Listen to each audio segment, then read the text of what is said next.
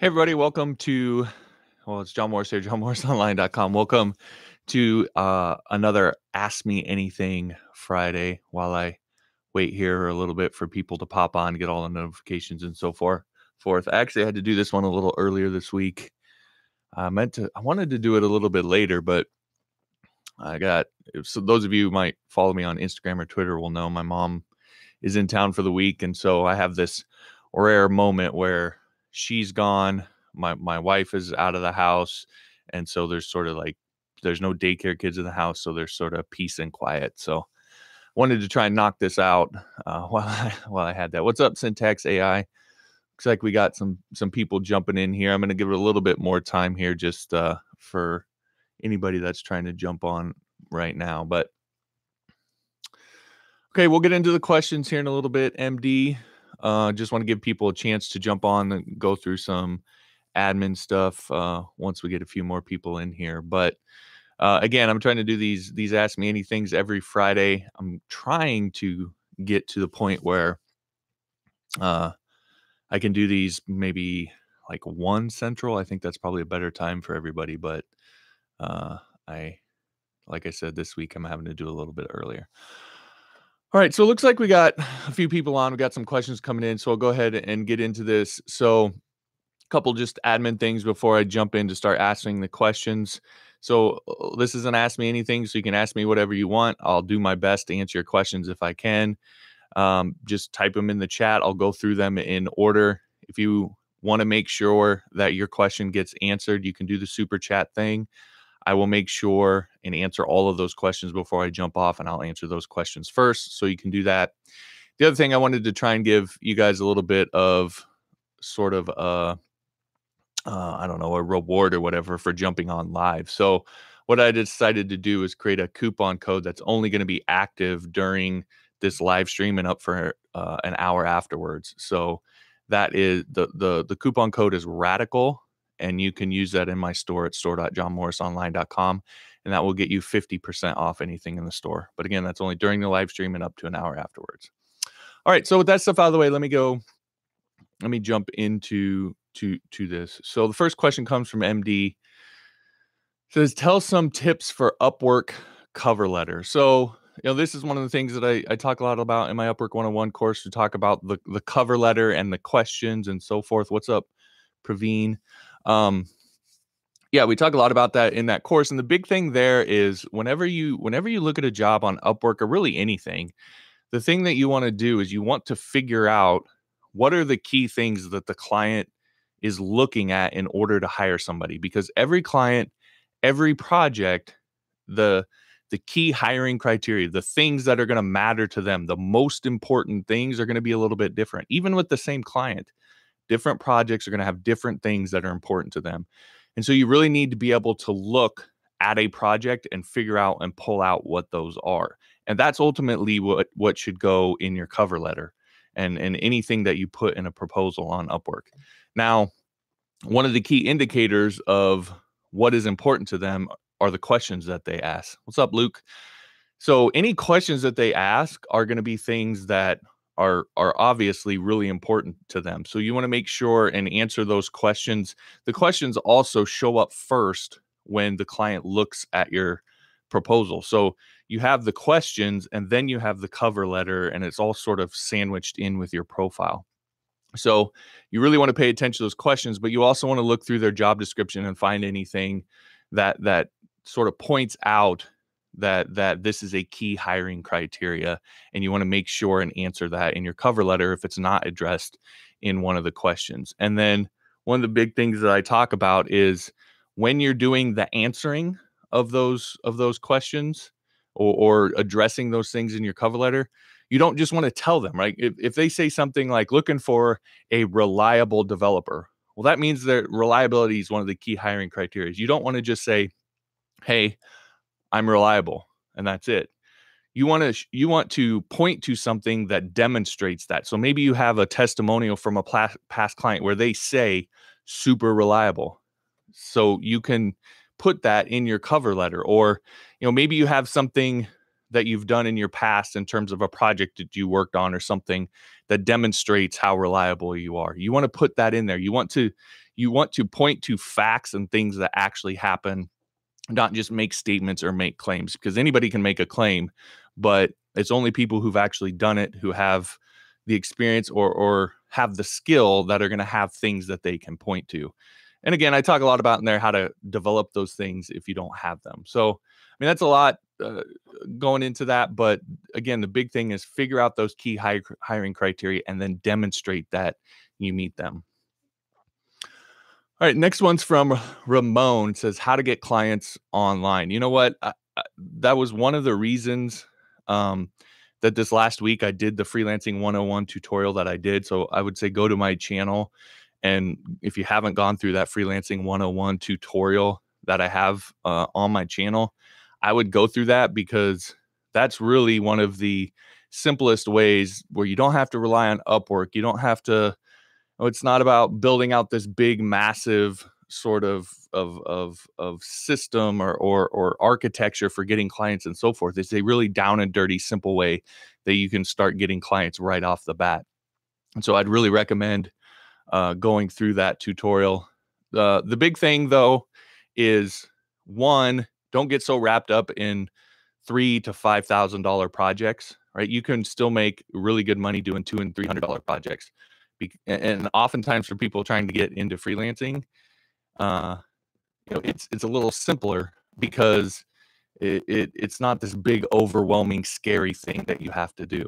So it can be easier for you to kind of get over the hump with a $200 or $300 project, and learn how to manage a project. A lot of freelancers don't understand that trying to go right into managing a $5,000 project that's going to take 3 or 4 weeks. I mean, that's sort of like jumping right into the frying pan. So taking a $200 or $300 project can help you get your feet wet, figure out how to manage a project, deliver on a project. And then if you want to expand from there, you can do that. But so those, not being willing to take those smaller projects and learn, but also then finding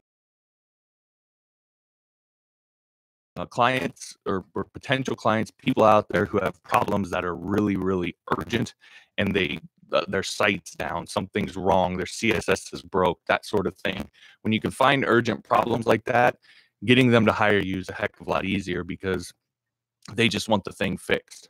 And then as you grow in that, you can sort of learn how to work on new stuff. But again, like I said, I really highly recommend going through that Freelancing 101 tutorial on my channel, because that walks you through the entire thing. All right, this one's from Keith. Quick question. Give an example of a portfolio project for someone looking for a PHP Laravel job that would be impressive to an employer. Well, again, these sort of things, I think it's the wrong approach to look at this in a generic sense, meaning what's a project in general that would be impressive to any employer. I mean, we could maybe pick out some things, like if you could build a CMS or a social network or something like that. But what's more important than that often is, what does that employer want? What are they specifically looking for? And that's why I always say you should research the employer as much as they're going to sort of research you. And so when you're looking for a job, right, go to the prospective employers, read through the job descriptions. What kind of projects are they want? What kind of things are they wanting you to be able to build, and so forth? And use your own tuition about what sort of projects would be impressive to that specific employer, and tailor your application, everything that you present to them, to the specific job that you're hiring for. Because all you need is to get hired once. You're not trying to get hired 10 times. So you don't need to appeal to 100 different employers. You need to appeal to the one that you're applying to right now. So I think it's far more important for you to research the company, understand their values, understand the job and what they're wanting to have you do, and figure out what would be impressive to them. Again, I'll probably reference him a lot as I go through this, but Chris Sean is a really good example. I've talked about him in past videos and so forth, but he went and he applied for a job at a company that on their job description, they said they wanted someone who knew Bootstrap and PHP and this whole long list of things. And he didn't know any of that, but he sort of figured out that Bootstrap was the most important thing to them. So he went and built a couple Bootstrap sites, and then he applied for that job. He used those sites as examples when when he was going through the interview and all that, and he got hired for the job. And they were fine with him learning PHP on the job. And so if I were to tell you just right now and say, well, learn a Bootstrap portfolio item or a project would be something that would be impressive, you'd probably sort of snicker. But in that specific case, it was. So again, that's what's far more important than, in my opinion, than just sort of these generic things. All right. This one's from, is it Marwayne? Hi, John. How to sponsor your mobile app good and get traffic for it. To be honest, I've never written a mobile app or tried to promote one.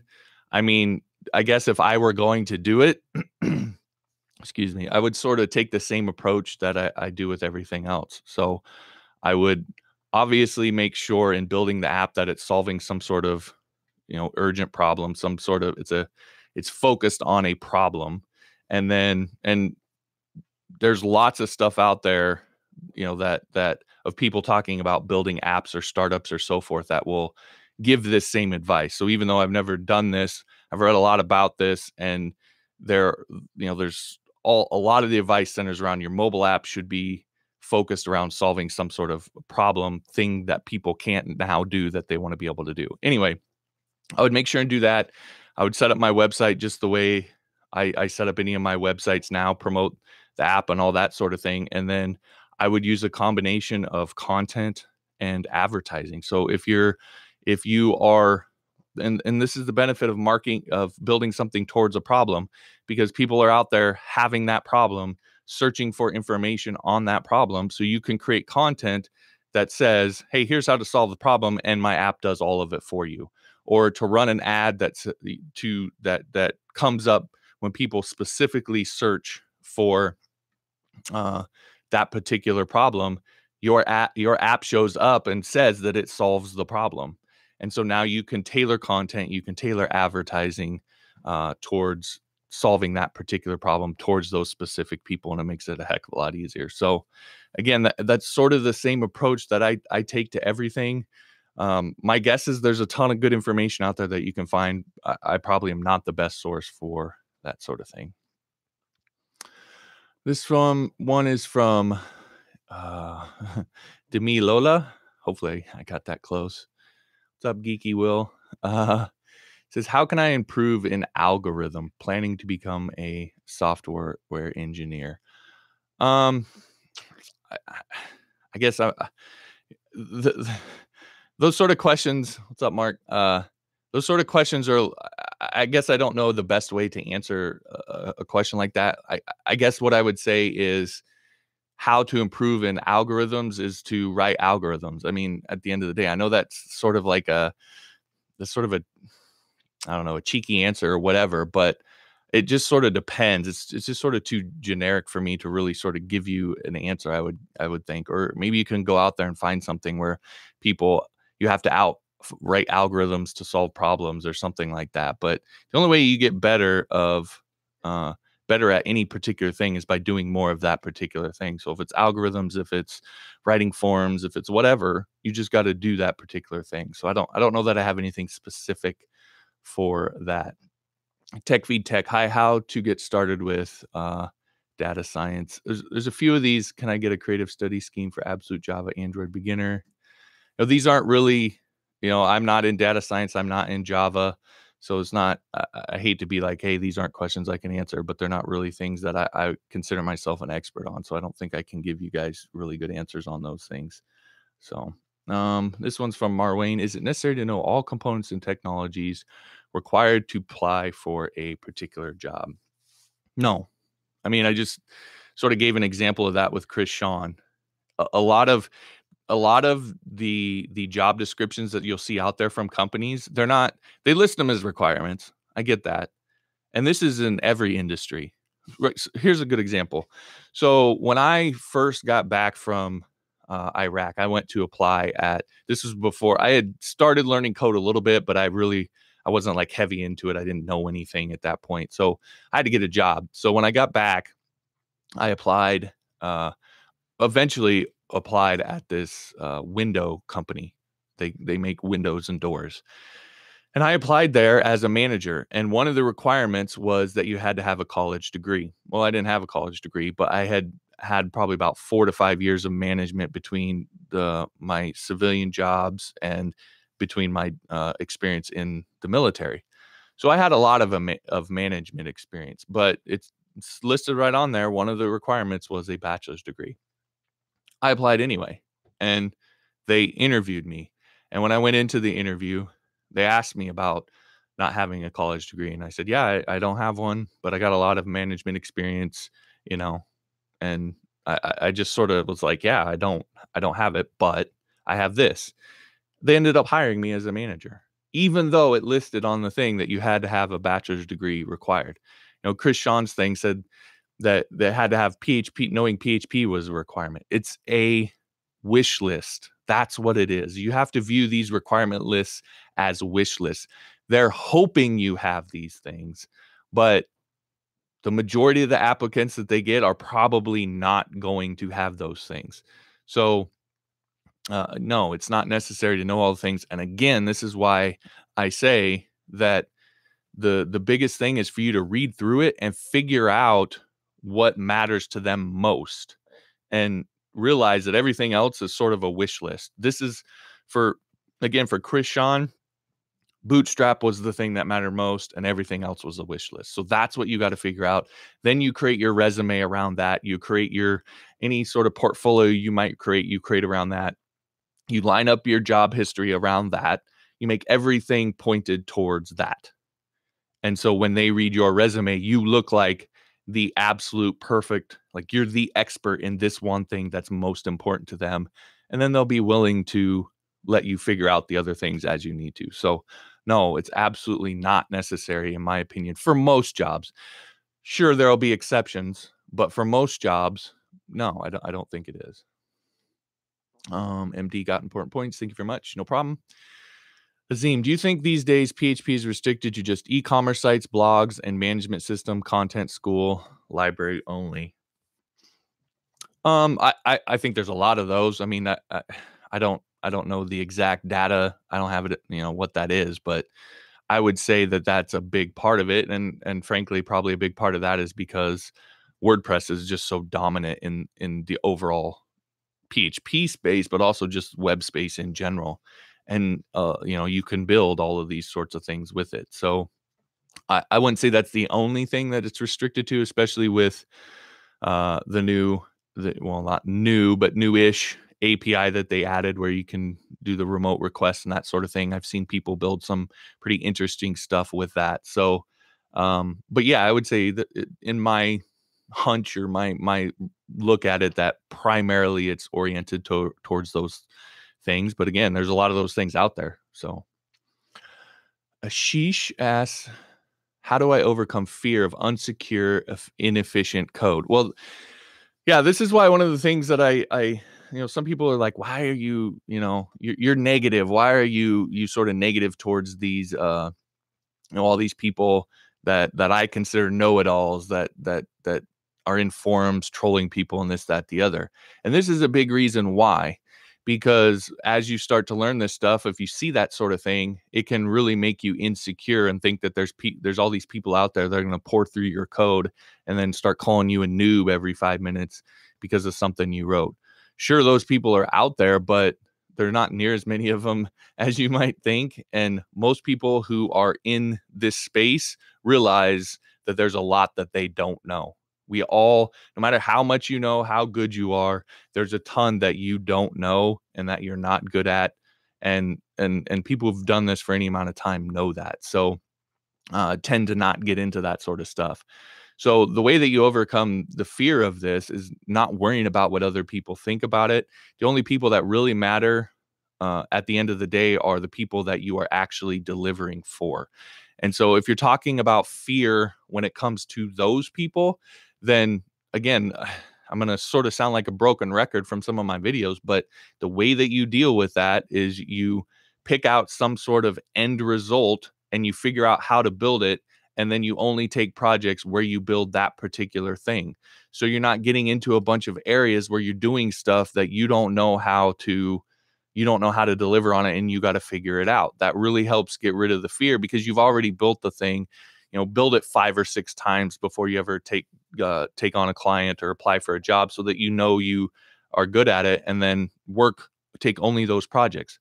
Again, I'll use myself as an example. For all the years that I freelanced, except for probably the first, I would say 2 to 3 months, all I built was membership sites, and I built them using very specific pieces of software.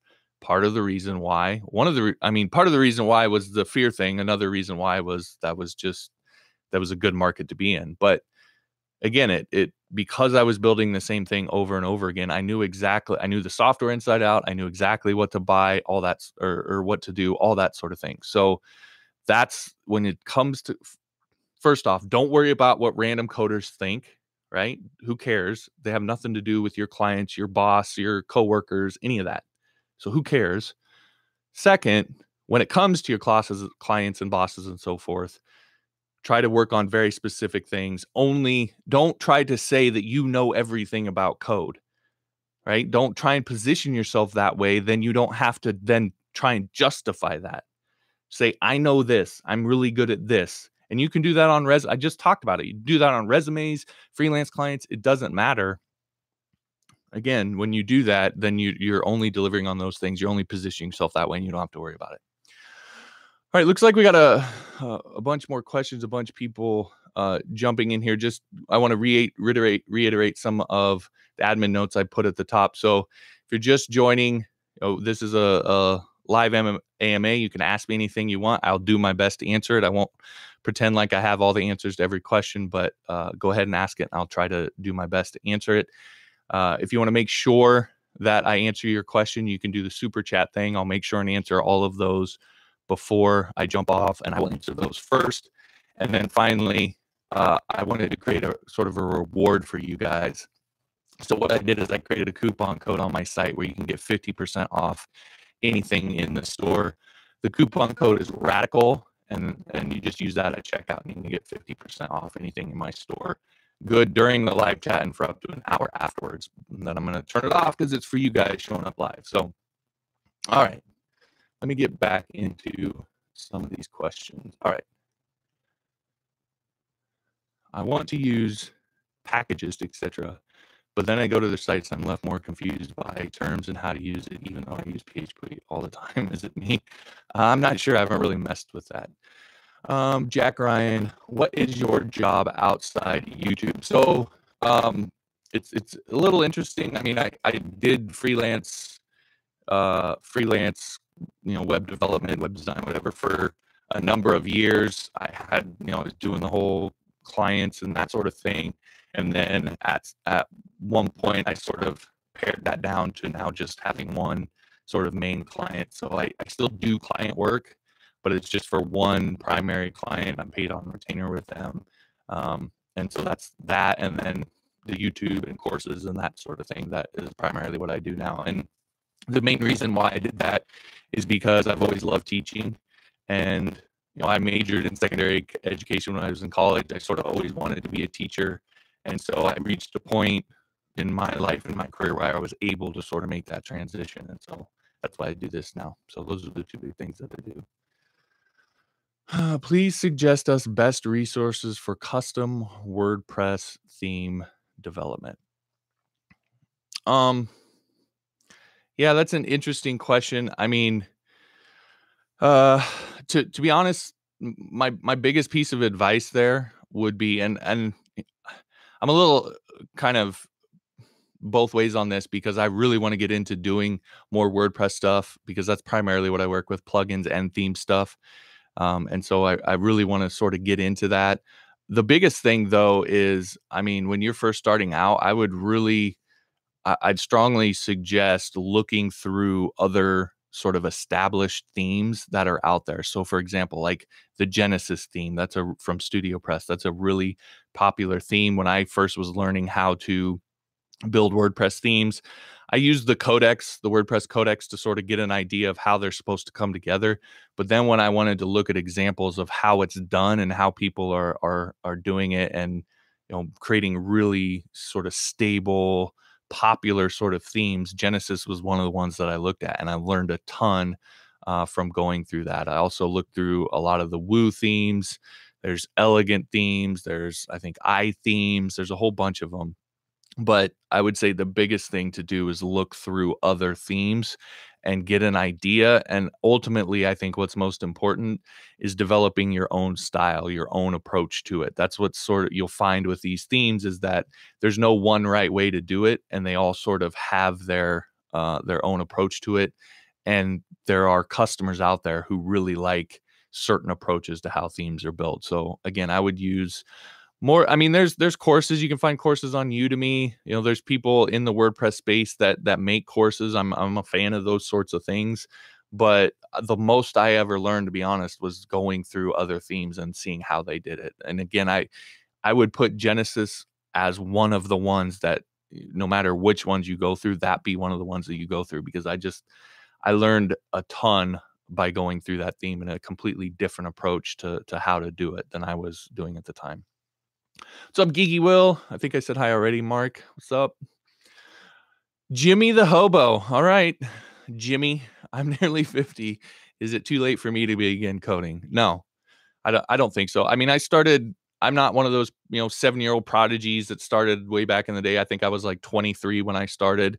And within a few years, I was able to start doing it full time, getting freelance work and so forth. And, there's probably something to be said for certain companies. Are they going to hire someone who, is older like that? Maybe that's out there. Maybe that exists.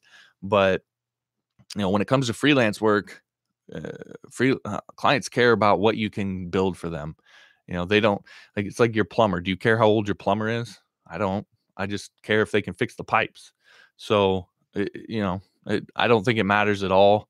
The biggest thing is just being able to get to the point where you can deliver on stuff. So, and Mark echoes that. You have the rest of your life to be great at coding. All right. Is it Rich Lemur? Would you prefer PHP or Python? I've kind of lately been like, well, maybe I should get in and learn some Python. I never really was anything that I sort of got into. I went down this PHP WordPress path and just sort of went down that route. So, I mean, I think the obvious answer to that question is I would prefer PHP. But again, that's strictly web development. Python is good for lots of different things. And so, and you ask PHP or Django, it's sort of the same. I mean, but yeah, I mean, I personally prefer PHP. I think there's still plenty of work, and someone commented on one of my videos the other day about the difference between Python and PHP and the job markets and this sort of thing. And it's true, there is more of a job market for Python right now than there is PHP. Absolutely true. However, what a lot of times people don't mention is that the freelance market for PHP is far bigger than it is for Python or any of these other things out there. So, it just depends which route you're going. And to say that PHP is dead and nobody's doing it anymore is just wrong. So, and yeah, you're going to be working for a lot of mom and pop shops, probably not startups or these big companies. But again, if I prefer that, that's just me. So it just sort of depends what you're into. But I personally prefer PHP. All right, IU. John, I want to try making a dynamic website for a small company's clothes shop. Recommend me which database should I use, please? Note, I prefer the not query, though. I mean, uh, what database you should use? To me, if you're making a dynamic website for a small company clothes shop, I would use WooCommerce. That's not a database. I know that, but I just don't see any reason to reinvent the wheel with this sort of stuff. So you can tell me I'm wrong, but that's just my opinion on it. So I don't have an opinion on what database you should use, but I would use existing stuff out there. If you're just doing client work, if you're not trying to build sort of an e-commerce solution, for that you're going to redistribute, right? That if you're not doing that, I just don't see a big point in coding that from scratch. There's software that does it. So, Mark, I just have to say, John, appreciate that. Zero says there's an old developers playlist on John Sonmez's channel, so you can check that out. I think he's not Simple Programmer anymore. He's John Sonmez. So there's one over there. I have a couple YouTube videos where I've talked about it as well. So if you want to check those out.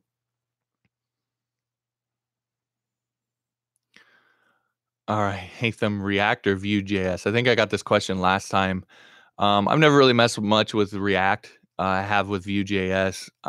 React, it seems like, is a lot more popular. So it sort of depends. But if you want to go into something that there's going to be maybe more of a job market for than React. But I liked Vue, and when I messed with it, it was pretty cool. So, how to succeed in an interview with a company and be yourself, not what we see in YouTube tutorials. Okay, so how to succeed in an interview.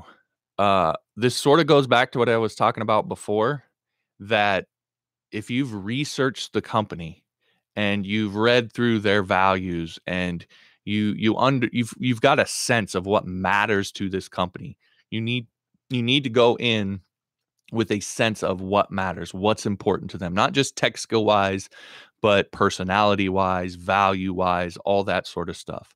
So if you know that stuff, the most important thing is in an interview is not the interview, it's the research you do before it. That's my opinion, if you want the short answer. So do that research, understand what matters to that company, understand what their values are, understand what kind of person they're looking for. Because oftentimes who you are as a person is going to be far more important than who you are as a developer, like your technical skills.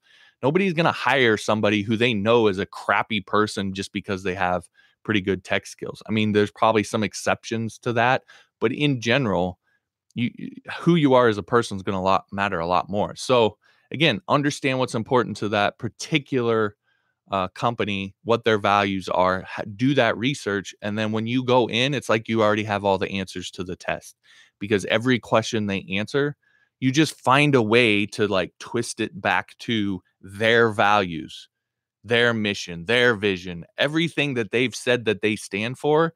You relate every question back to that and sort of make those your values. Now, that's a trick, that's a technique, but underneath that, it's important to make sure that you only apply at companies where the values are a match, so that when you're saying that, it's actually true. Okay. So that's ultimately, to me, how you succeed in interviewing. Anything else beyond that is, in my opinion, just gimmick, and it may work in certain situations. It may work, may not in others. But when you understand the company, you know what they stand for, you apply at companies who match what you value, you go into the interview and it's easy. You already know all the answers. You already are in line with what matters and so forth. So that would be my how to succeed in an interview. John, you really are awesome. Give me so much fun. Appreciate that. Any professional programmer wouldn't roast beginners because they know the struggle. You'd like to think, I would say on the whole, that's probably true. Oftentimes the people that are negative tend to be louder. But yeah, I mean, if you've done this for any amount of time, you just know what you don't know.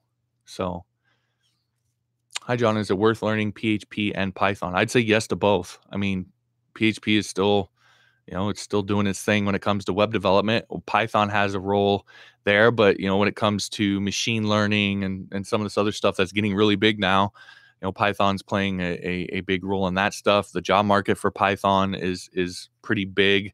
It's bigger than PHP, about double the size of PHP if you go by Indeed.com. But the freelance market for PHP is a lot bigger than Python.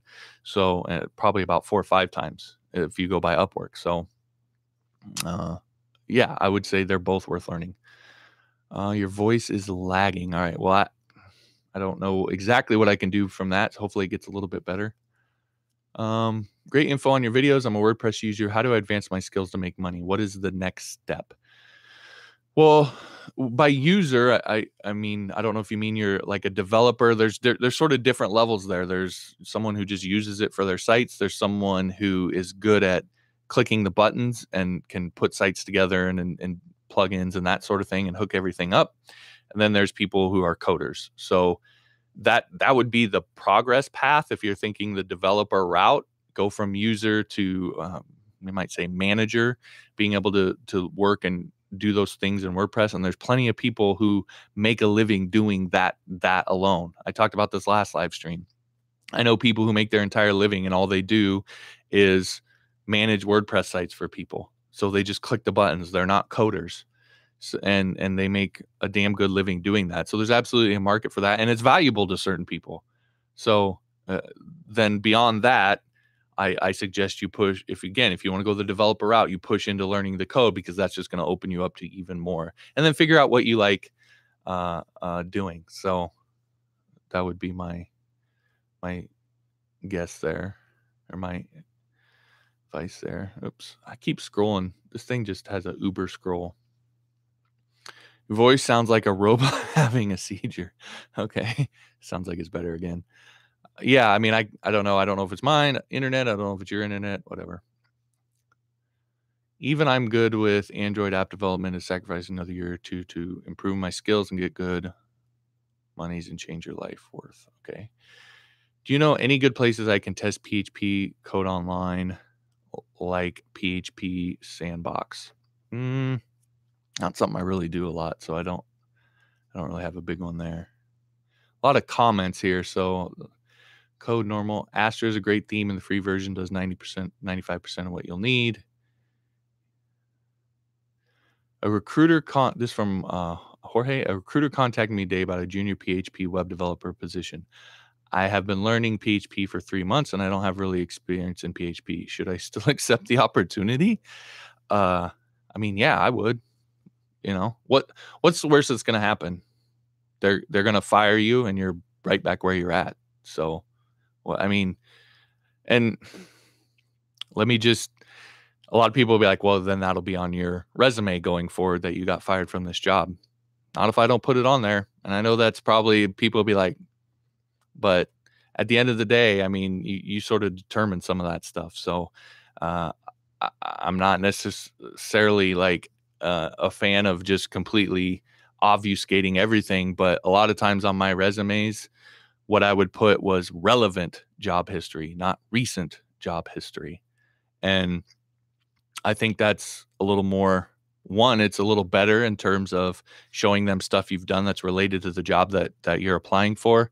But it also sort of allows you to put your best foot forward and construct your resume in a way that's going to be more apt to get you the job. Some people aren't comfortable with that. Fine, don't do it. But again, I don't know why you wouldn't take that job opportunity. You know, especially for a junior PHP developer position, almost guaranteed that they know that they're going to have to train you. So, yeah, I would absolutely accept it. Christopher, that's very, very complicated. Would not recommend it unless you have a stable wide knowledge of PHP. Oh, okay. That's replying to somebody else.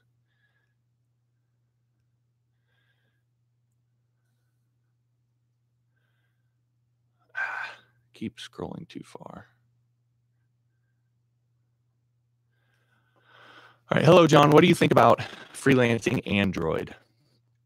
So being a freelancer building Android apps, well, let me drop this over here. My guess is there's a pretty good market for that sort of thing. I mean, always two questions I have when it comes to this sort of thing. Well, I would say three. One, is there a market for it? Right? A lot of people, this is why I don't, the whole language war thing, I just think is silly, because it's like, what's there a market for? What can I don't code just to code. I code to make a living. So I like coding. I'm passionate about coding, but at the end of the day, I do it as a career. So is there a market for it? That's the first question. Do I like doing it? So do you like doing building? If you suddenly started getting a bunch of work, would you be okay with that? Would you be happy doing that day in and day out? And so that's the second thing. And then the third thing is, are you any good at it? So if we do Android app development, 3,521 jobs over on Upwork. So yeah, that seems like it's a pretty viable market. And then the other questions are on you. You know, do you enjoy it? are you any good at it? Can you deliver on these projects? So that would be my answer.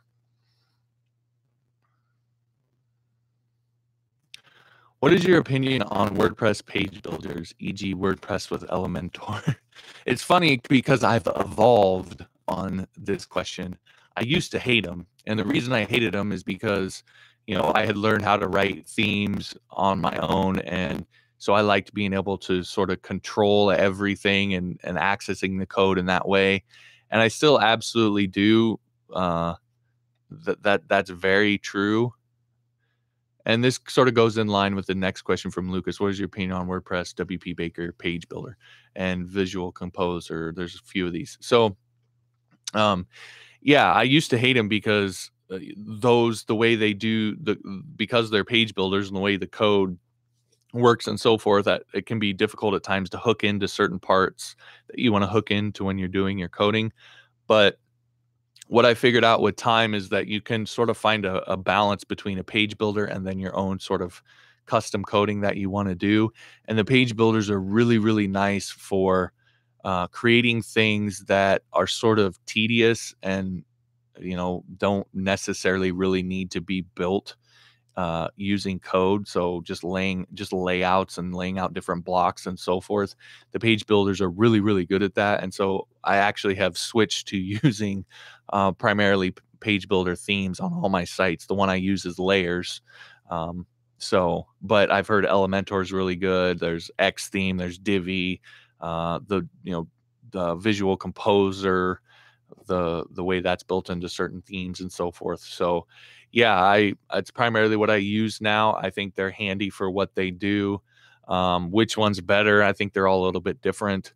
And if you're a coder and you still want to do some coding, you can hook in certain ways and so forth and still be able to do some of the things that you want to do outside of the page builder. So yeah, I guess the fact that I've switched to using them primarily should give you your answer.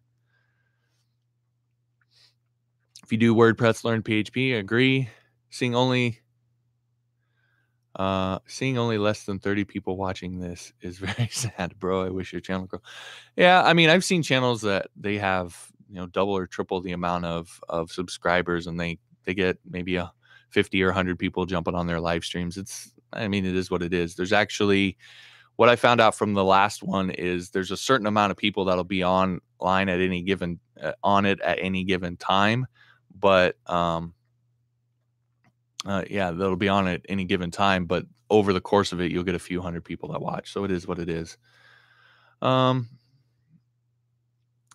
heard one time from this guy on the internet, audio is the most important part of videos.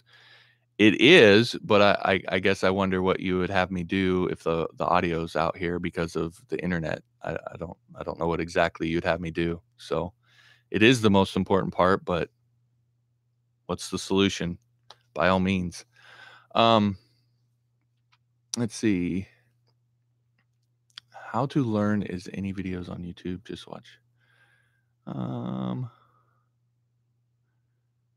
I manage WordPress websites with not coding. I'm learning how to create my own themes. That's good. All right. Where are you living your freelancer life? Upwork, freelancer.com. Anyway, why does this chat delete mine back then? I don't know about the chat, why it's doing that, but where do you live your freelancing life? Upwork, freelancer.com. I started out on Upwork. I never was on Freelancer. I assume this question's for me.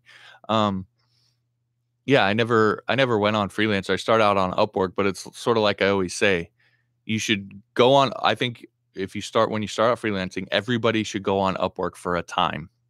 Right? Because it's a huge marketplace. There's a ton of freelance jobs there. You can build up your portfolio. You can get testimonials. You can learn how to actually market yourself and get work and deliver on projects and interact with clients. You can learn all of those basic skills that you need to learn that a lot of times freelancers tend to think that they already know, but don't. And so you have to learn some of that stuff. But eventually you should get off of Upwork. That's always been my advice from the very beginning. I've never thought that Upwork should be forever the primary way that you get work, because it is going to be more competitive. You are ultimately going to be making less from those jobs. And so eventually you want to transfer everything over to your own website. So eventually that's what I did. I moved off of Upwork onto my own site, freelanced there for a long time. And then, like I said at the beginning, I eventually just sort of pared it down to one client. So I don't do a lot of trying to get clients at this point anymore. I do more of this stuff. I work with the client that I have, and that's good for me. All right, looks like we got a bunch more questions in here. I'm going to try to get through all of these. What's up, Crusader? Thanks for the hair comments. I appreciate that. That's 2 in a row. I'm really feeling like I'm in an ugly phase right now, so I appreciate that. As I mentioned at the top, let me just sort of go through this. So this is the weekly Ask Me Anything that I'm trying to do for those of you jumping on new now, getting into this. So you can ask me anything. I will do my best to answer it for you. If you could do me a favor and make sure and like this, that helps sort of create more people to jump on, get notified and that sort of thing. If you want me to keep doing this, I'd really appreciate that. Also, if you share it, apparently I was talking with some guy the other day and he said for every one person who shares it, it'll notify like 30 to 40 more of your subscribers because YouTube sort of restricts that. I don't know if that's true, but with the way they're doing that stuff now, I'd really appreciate that if any of you would do that. But as I said, I'll answer any of your questions. If you want to make sure that I answer your question, you can do the super chat thing. I will answer those first. I'll make sure and answer all of those before I leave. And then I also made a coupon code for you guys that are on the live stream on my site. You can use the coupon code RADICAL for 50% off anything in my store during the live stream and then up to an hour after. All right. John, I know PHP, HTML, CSS, JavaScript, and can read, modify, debugging WordPress functions for any theme and plugin. Am I considered a master WordPress developer? I have to learn more to create a plugin. I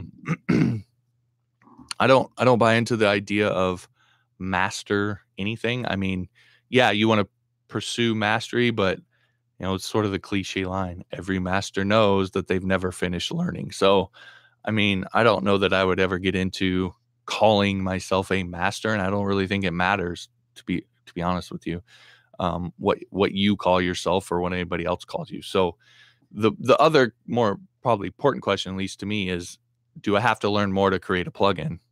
I mean, maybe, again, at the end of the day, can you deliver? Can you build the thing that you say you're going to build? That's what matters. So do you have to learn more to create a plugin?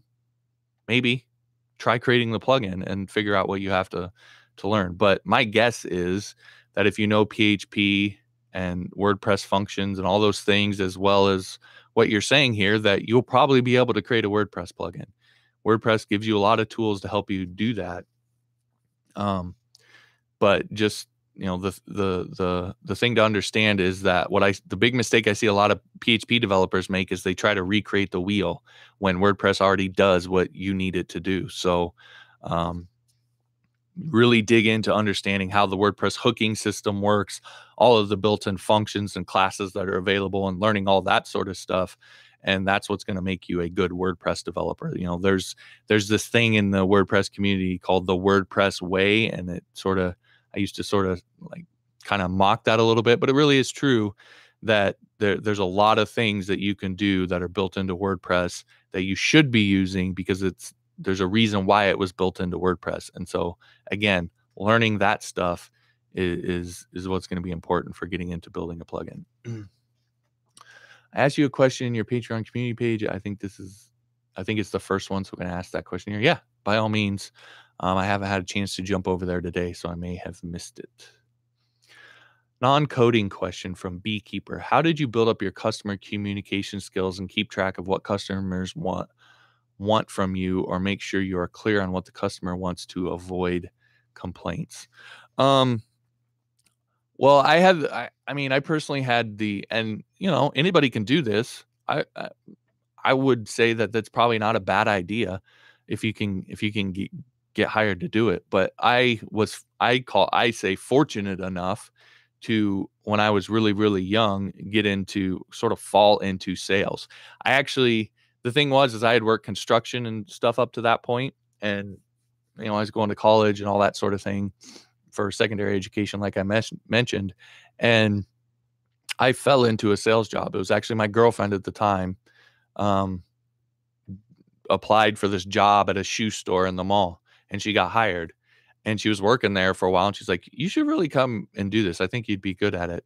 So I eventually went and applied there and got hired and ended up being pretty good at it and learned a ton about interacting with people, about reading people, about how to draw their wants and their needs out of them, all that sort of stuff. I learned a ton about that, and then eventually got promoted to being assistant manager and then managed my own store for a while, before the army sort of swept me away into its whole deal. But that was where I learned communication skills. That was where I learned how to interact with people and customers and read people and so forth, was by doing face-to-face direct sales. And so again, if you can do that and you want to do that, I would definitely recommend it. You'll learn a ton, but you don't have to. Again, this is why I say, why I kind of go back to, I think everybody should freelance. Any web developer or designer or whatever should freelance for a time in their life, because that's how you learn those skills, is by doing it and having to be able to perform when it comes to this stuff. You can read all the books you want, and that's fine. You can take all the courses you want, and that's fine. Do those things. But at the end of the day, the way that you develop the sense, sort of this intuition about it, is just by doing it. So I would say the best way to do that is to freelance and get that direct one-on-one sort of interaction. And then after that, if you want to go into a job and your company has clients, you'll have a sense of what those clients are thinking, what they're wanting, expectations, all that sort of thing, and it helps a ton. My little brother talks about this all the time, that when he came, he was sort of in a desperate spot, and he came to my house and he was trying to figure everything out. He was going to college to get his computer science degree, but he wasn't doing any sort of work in that. He was working in a factory, I think, at the time. Anyway, when he got to my house, the very first thing I made him do was go on Upwork and create a profile. And he was like, "I don't know how to write code. Don't matter. Go on there anyway." And so he went on there and he started to figure it out. And he credits that experience of about a month or two where he freelanced. He eventually went and got a job, but what he does now, he still, he works with clients, and these are really sort of big, Fortune 500 clients. He credits that what he learned in those 1 to 2 months for his ability to do what he does now with all of these sort of big companies and so forth. And it gives you that direct one-on-one experience. So that's what I would recommend. There's no law that says we must put everything on our work resumes. Just leave out the job, one job you got fired from. Like I said. All right. Should never freelance. You should say you're a businessman, a business rather than a freelancer. I mean, there's some debate on that. I mean, at the end of the day, right? The work, whether you say you're a business or a freelancer, ultimately the work that you're doing ends up being the same. But I think I get your point of, you should approach it from a business perspective, and I agree with that. Build out systems. Say you're a contractor, not necessarily a freelancer. Get hired as a business, not necessarily as an individual. But at the end of the day, again, the thing I'll caution with that is I think you should move towards that. Absolutely. I think you're right, Casey. I don't want to say that you're not. Okay. However, for a lot of people, when they first start out, that seems really overwhelming. And so if you're in that position, just start somewhere and then get better and move up as you can. Don't think that you have to build the perfect sort of strategy right off the bat. You can hack your way through this. So, a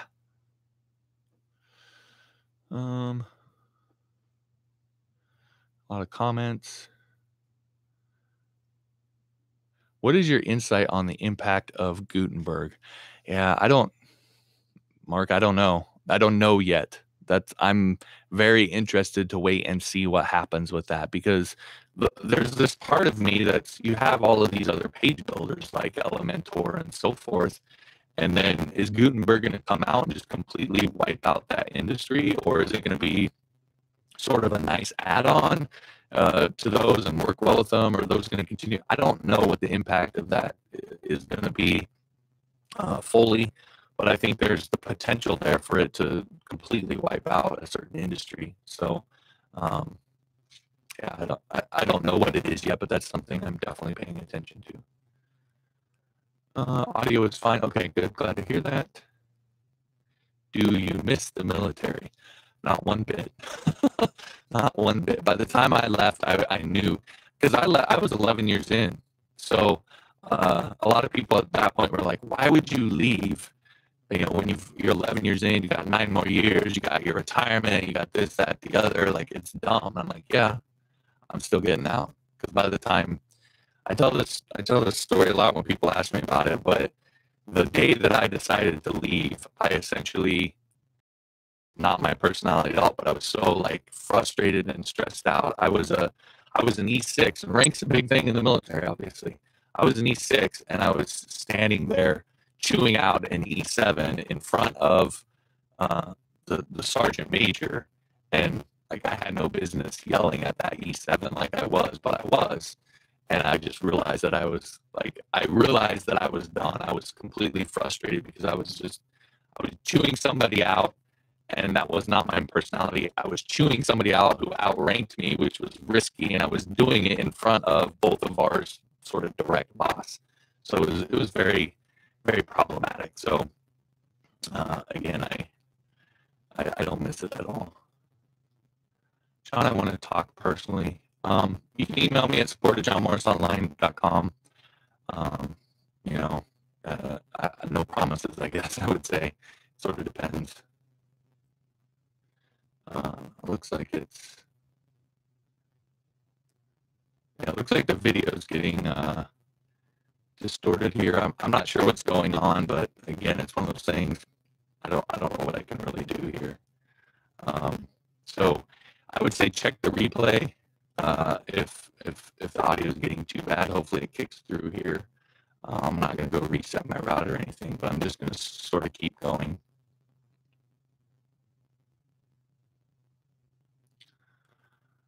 Is the customer always right?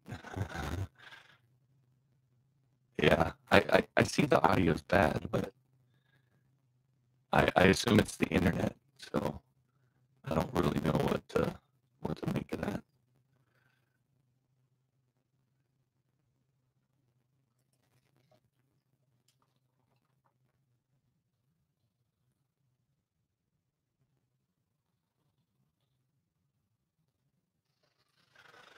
Okay.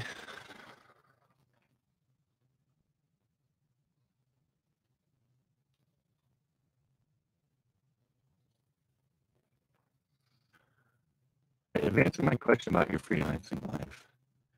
Elaborate for me how to get approved on Upwork, certified wise, built-in, test-wise, you name it. Been submitting 2 times, I haven't been approved yet. Yeah, one of the things with getting approved over on Upwork is, yeah.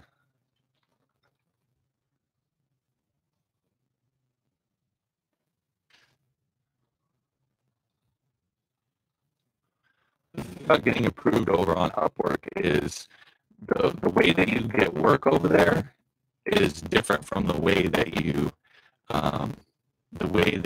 get approved, because they want they have different sort of criteria and things they're looking for in terms of their marketplace and the kind of freelancers that they want.